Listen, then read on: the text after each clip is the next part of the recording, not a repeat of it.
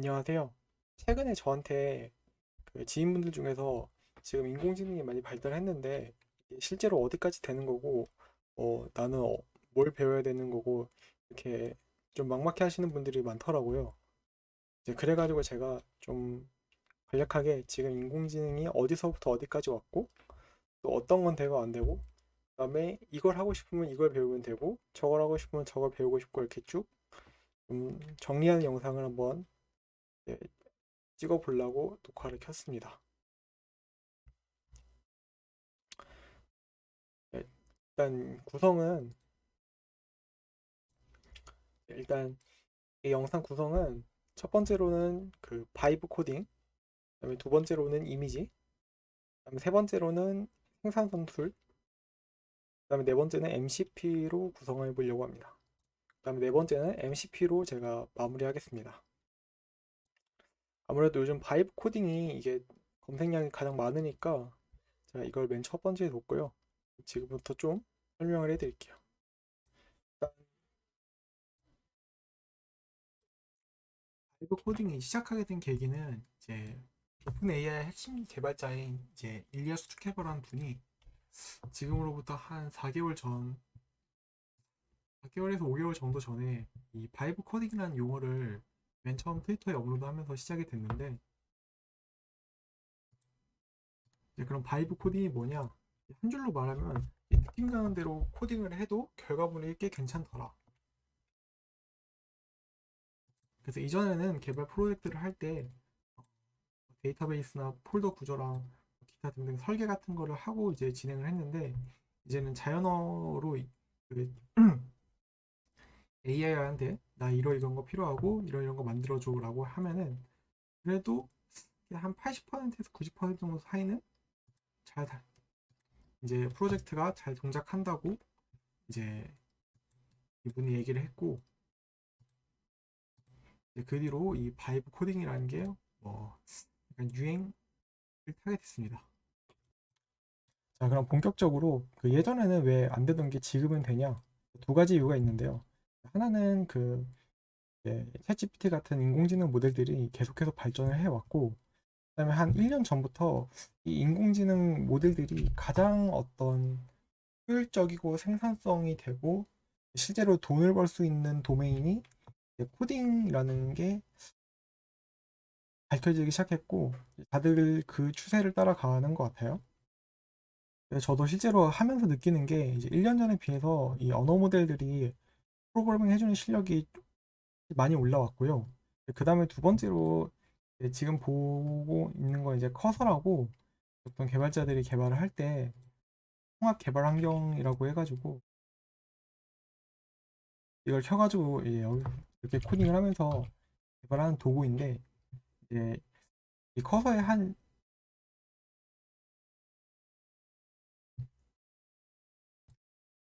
생긴 지는 좀 된 것 같은데, 어떤 기능이 생겼냐면은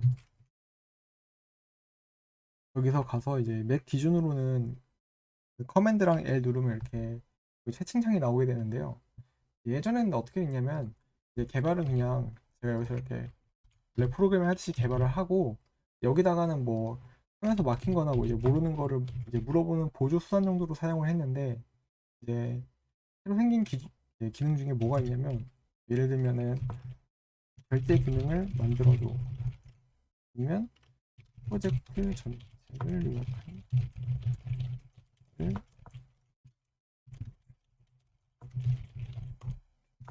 이렇게 원하는 바를 이렇게 입력을 하고 나면은 애가 리턴을 주는데,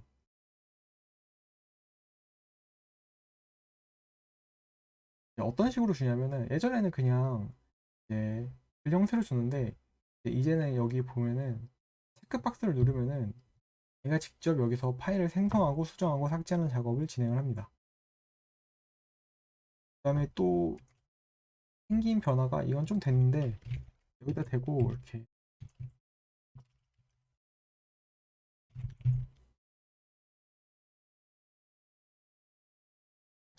그 다음에 생긴 변화 중 하나가, 이건 좀 됐는데, 이제 이게 지금 제 프로세스 전체 폴더인데, 여기 x r c 폴더가 있는데, 여기 에이전트에다가 골뱅이를 하고 src 이렇게 폴더 자체를 넣어주면은 이 인공지능이 이 폴더 안에 있는 파일들 전부를 이해를 하고요. 덧붙여서 이 폴더 구조까지 이제 학습을 하게 됩니다. 마찬가지로 src가 아니라 그냥 이 프로젝트 전체 폴더를 집어 넣어가지고 구조를 뭐 시각화하거나 아니면 전체에 대해서 이해할 수 있는 능력이 생기면서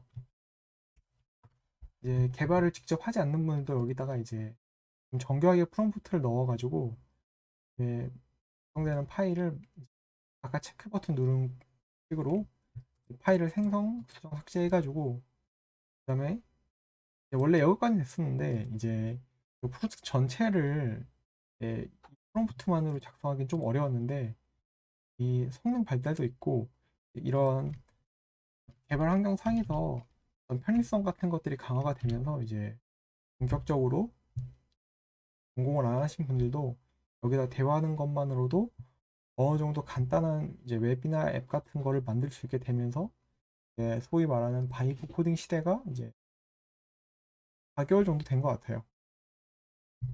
네, 그러면 이 바이브 코딩이 4달 동안 어떻게 발전되어 왔는지를 좀 보면은 이제 어떻게 써야 될지 감을 잡으실 수 있으실 건데 일단은 조금 숙련되지 않은 분들이 이제 커서 안에 있는 이거를 사용하신다 하면은 100% 이런 방식으로 사용하실 거거든요. 예를 들면 뭐 하나 만들어 본다 치면 자주 쓰는 게 알람이니까 일단 아마 알람 하나 만들어도 이제 이런 식으로 쓸 수밖에 없고 그럼 이제 애가 필요한 것들을 좀 물어보게 되는데 나는 웹에서 일단 돌아가야 되고 그다음에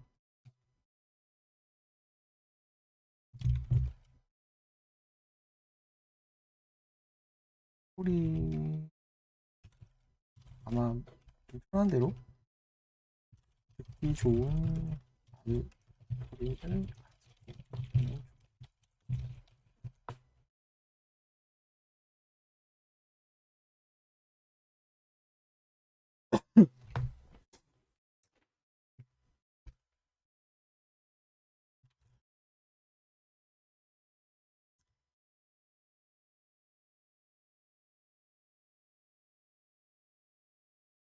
그 다음에 일단 어떤 언어로 만들 건지 정한다고 그 다음에 인공지능이 말하는 거에 대답을 해가면서 개발을 하게 되는데 이게 다 좋은데 이게 문제가 뭐냐면은 이게 반복을 한 30번 정도 하면은 이 LLM이 그동안 대화한 대화해온 맥락을 전부 다 이해를 해가지고 어떤 일정된 코드를 제공해 주는 게 아니라 마치 LLM 입장에서는 이때 시점의 기억이 있고 이때 시점의 기억이 있는데 이걸 계속 왔다 갔다 하는 거예요. 그래가지고 내가 만약 30번 정도 대화를 했으면은 31번째는 이 30번째 한 대화의 총 맥락을 다 이렇게 총합을 해가지고 31번째 대답을 해야 되는데 얘가 대답을 많이 할수록 그 기억력이 떨어지는 게 현재까지 발견된 패턴이고 그래서 대부분의 분들이 이런 한계를 극복하기 위해서 두 달 전부터 어떤 시도들을 했냐면은 이제 적절한 PRD 포맷을 추천합니다. PRD라는 게 내가 하려고 하는 프로젝트의 전반적인 것들을 다 정리해놓은 문서라고 보시면 되는데요. PRD나 아니면 코딩을 하면서 지키는 뭐 규칙 같은 것들을 이렇게 처음에 정확히 문서화를 해가지고 그거를 먼저 30줄에 40줄 정도를 먼저 애한테 등록을 하고 그렇게 해서 프로젝트를 하나 좀 윤곽을 잡아서 만들게 됩니다.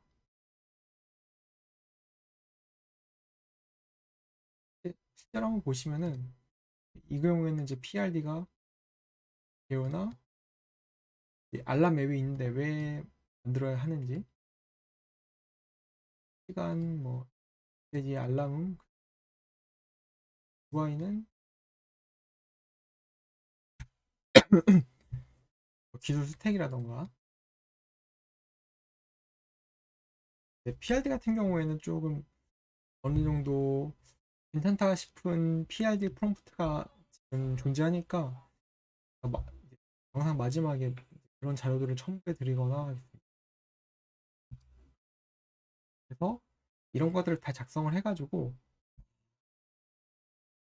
내가 좀 초기에 좋은 윤곽을 가지고 있는 프로젝트를 생성을 하고 거기서 내가 조금 조정을 하거나 아니면 작은 기능을 개발한다거나 이런 식으로 프로젝트를 업데이트 해나가는 방식으로 현재 바이브 코딩이 좀 자리를 잡고 있습니다. 그래서 정리를 하면은 이걸 잘 작성하는 능력, 그게 가장 바이브 코딩이나 잘 쓰는 방법으로 자리 잡았는데 이제